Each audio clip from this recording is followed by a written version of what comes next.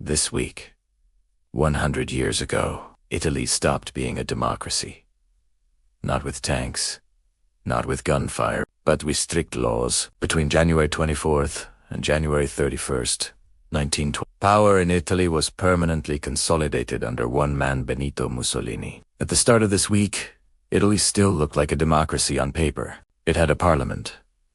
It had political parties. A few newspapers still dared to criticize the government, but the air was thick with tension. Just weeks earlier, Mussolini had survived another assassination attempt. He used this to claim the nation was under threat, that decisive action was needed to restore order. On January 24th, the government expanded its emergency powers. The police were given greater authority. Surveillance of ordinary citizens intensified. Any form of political dissent was quickly reframed as a danger to the state itself. Across the country, local officials received new, strict instructions directly from Rome.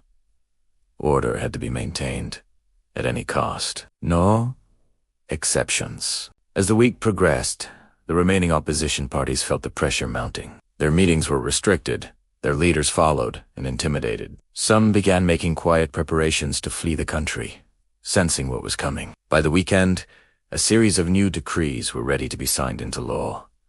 They were not openly debated in Parliament. They were not meaningfully opposed by anyone. By January 31st, the transformation was complete. The last independent newspapers were either shut down or brought under state control through heavy censorship. Political opposition became illegal in practice, if not yet in name. Italy, for all intents and purposes, had become a one-party state. All of this happened, officially, within a single week, and the world outside Italy did almost nothing. The country remained internationally recognized. Foreign diplomats continued to conduct business as usual. Italy even kept its seat at the League of Nations. There were no sanctions, no international isolation, and no serious consequences for dismantling a democracy. This week matters because it showed the world something new and frightening. It demonstrated that a modern dictatorship could be constructed not just with violence, but with legal paperwork. It proved that a democratic system could be taken apart, quietly, piece by piece, from the inside, and it served as a stark reminder that emergency powers, once granted, are rarely ever given back voluntarily. This didn't happen slowly over years. The final pieces fell into place in just a matter of days.